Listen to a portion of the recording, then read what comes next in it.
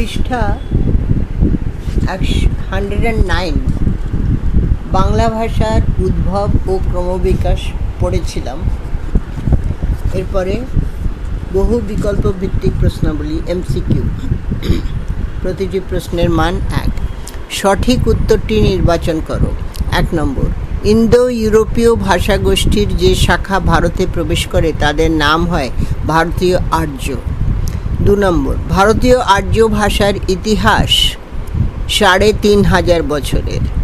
3 নম্বর, ভারতীয় আর্য ভাষার ইতিহাসকে যে কটি যুগে ভাগ করা হয় 3টে। 4 নম্বর, ভারতীয় আর্য ভাষার শেষ স্তরের নাম নব্য ভারতীয় আর্য। 5, প্রাচীন ভারতীয় আর্য ভাষার অন্যতম দৃষ্টান্ত সংস্কৃত। 6, প্রাচীন ভারতীয় আর্য ভাষার প্রাচীনতম নমুনা ঋগ্বেদ।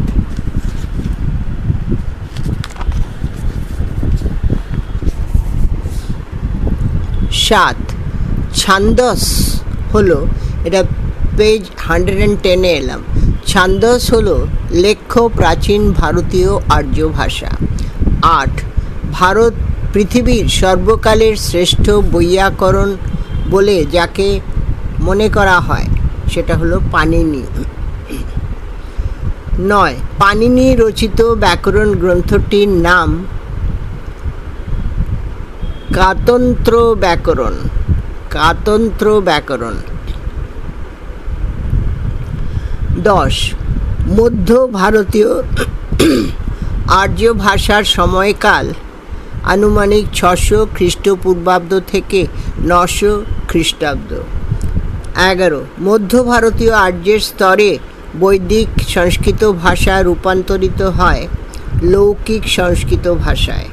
12, লৌকিক কথা সংস্কৃত ভাষা রূপান্তরিত হয়ে যে ভাষা হয় সেটা হলো প্রাকৃত ভাষা। 13, প্রাকৃত ভাষার সময়কাল ছিল 600 খ্রিস্টপূর্বাব্দ থেকে 900 খ্রিস্টাব্দ। 14, প্রাকৃত ভাষা ছিল মুখের ভাষা। 15, প্রাকৃত শব্দটির অর্থ, প্রাকৃতটা ইনভার্টেড কমার ভেতরে, সাধারণ, অর্থ হচ্ছে সাধারণ। 16, প্রাকৃত শব্দটির জন্ম হয়েছে যে শব্দ থেকে সেটা হচ্ছে প্রকৃত। 17, মধ্য ভারতীয় আর্য ভাষার প্রধান ভাষা হল প্রাকৃত। 18, প্রাকৃত ভাষার মূল উপাদান যেখানে নিহিত সেটা হলো বৈদিক সংস্কৃত।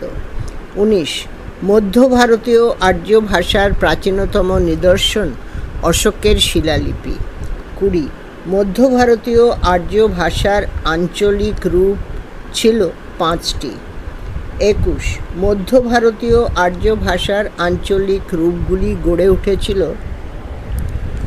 100 থেকে 600 খ্রিস্টাব্দের মধ্যে। 22, সৌরসেনী প্রাকৃতের প্রচলন ছিল পশ্চিম ভারতে, পেজ 111। 23, পৈশাচী প্রাকৃতের প্রচলন ছিল মধ্য ভারতে। 24, পূর্ব ভারতে প্রচলিত ছিল মাগধী প্রাকৃত।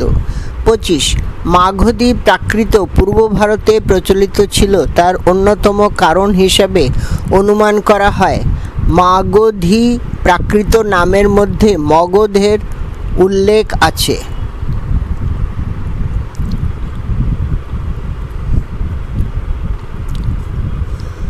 26, প্রাকৃতের পরবর্তী ভাষা স্তরকে বলা হয় অপভ্রংশ। 27, অপভ্রংশের পরবর্তী ভাষা স্তরকে বলা হয় অবহট্ঠ।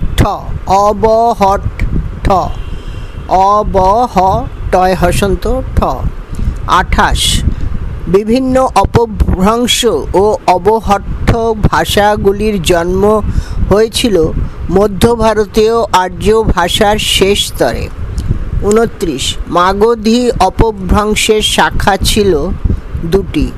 30, মাগধী অপভ্রংশের 2টি শাখার নাম হলো পূর্বী ও পশ্চিমা।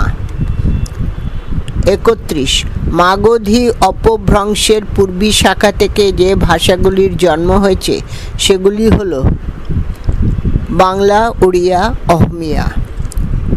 32 নব্য ভারতীয় আর্য ভাষার সূচনা হয়েছিল আনুমানিক 900 খ্রিস্টাব্দ থেকে। 33 ভারতীয় আর্য ভাষার যে স্তরে বাংলা ভাষার জন্ম হয়েছিল তা হল নব্য ভারতীয় আর্য। 34 বাংলা ভাষার জন্ম হয়েছিল 900 খ্রিস্টাব্দে। 35 বাংলা ভাষার প্রাচীনতম নিদর্শন চর্যাপদ। 36 সুকুমার সেনের মত অনুযায়ী বাংলা ভাষার পূর্বাভাস প্রথম দেখা গিয়েছিল বৌদ্ধ ব্রজযানী সিদ্ধাচার্যদের ছড়ায়। বৌদ্ধ ব্রজযানী সিদ্ধাচার্যদের ছড়ায়। 37 বাংলা ভাষার বিবর্তনকে কটি পর্যায়ে ভাগ করা হয়? 3টি। পরের পৃষ্ঠা, পেজ 112। প্রশ্ন 38 প্রাচীন বাংলার সময়কাল আনুমানিক 900 থেকে 1200 খ্রিস্টাব্দ। 39 মধ্য বাংলাকে কটি স্তরে ভাগ করা যায়? 2টি। 40 আদি মধ্য বাংলা ভাষার সময়কাল আনুমানিক 1250 খ্রিস্টাব্দ থেকে 1500 খ্রিস্টাব্দ। 41 অন্তমধ্য বাংলা ভাষার সময়কাল আনুমানিক 1500 খ্রিস্টাব্দ থেকে 1760 খ্রিস্টাব্দ। 42 আধুনিক বাংলা ভাষার সূচনা হয়েছে 1760 খ্রিস্টাব্দে। 43 চর্যাপদ ছাড়া প্রাচীন বাংলার নিদর্শন আর যেখানে পাওয়া যায় তা হল উপরের সবকটি রচনাতেই। আচ্ছা, সেই উপরের সবকটি রচনা হচ্ছে অমরকোষের সর্বানন্দ রচিত টিকায়, বি দেওয়া আছে ধর্মদাসের বিদগ্ধ মুখমণ্ডল গ্রন্থে, সি দেওয়া আছে শেখ শুভদয়ার ছড়া ও গানে। এই সবগুলোতেই, সবকটি রচনাতেই চর্যাপদ ছাড়া প্রাচীন বাংলার নিদর্শন পাওয়া যায়। 44 আদি মধ্য বাংলা ভাষার নিদর্শন শ্রীকৃষ্ণ কীর্তন। 45 বৈষ্ণব পদাবলীকে আমরা কোন পর্যায়ের বাংলা ভাষার উদাহরণ বলতে পারি? অন্তমধ্য বাংলা, অন্ত-মধ্য। 46 বাংলা ভাষার অন্তমধ্য যুগের সঙ্গে আধুনিক যুগের প্রধান পার্থক্য গদ্য রীতির ব্যবহারে। 47 মধ্যযুগে গদ্যের প্রচলন ছিল শুধু চিঠিপত্র, দলিল, দস্তাবেজে, চিঠিপত্র, দলিল দস্তাবেজে।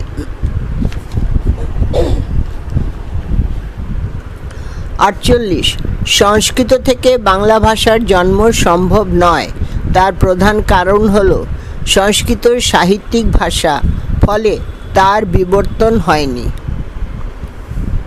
49 বাংলা ভাষার জন্ম হয়েছে যে ভাষা থেকে, সেটা হলো মাগধী প্রাকৃত ও অপভ্রংশ। 50 বাংলা ভাষার জন্মকাল বলা হয় আনুমানিক 900 খ্রিস্টাব্দ। 51 বাংলা ভাষার উৎপত্তি নিয়ে দুটি উল্লেখযোগ্য প্রবন্ধ ইনভার্টেড কমার ভেতরে বাংলা ভাষার কুলজি এবং দ্রাবিড়, বাংলা ভাষার কুলজিটা ইনভার্টেড কমার ভেতরে এবং দ্রাবিড়টাও ইনভার্টেড কমার ভেতরে, এগুলির রচয়িতা হলেন সুনীতি কুমার চট্টোপাধ্যায়। 52 বাংলাকে অনার্য ভাষার ছাঁচে ঢালা আর্য ভাষা, এটা ইনভার্টেড কমার ভেতরে অনার্য ভাষা ছাঁচে ঢালা আর্য ভাষা বলেছিলেন সুনীতি কুমার চট্টোপাধ্যায়।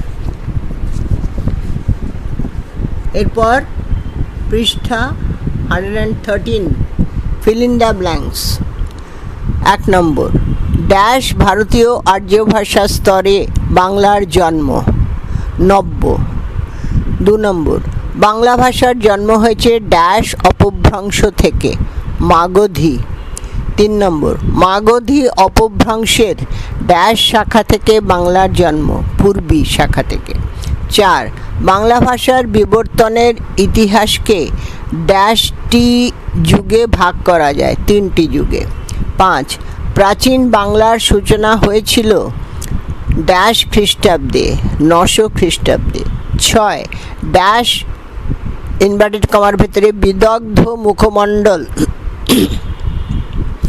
প্রাচীন বাংলার অন্যতম উদাহরণ ধর্মদাসের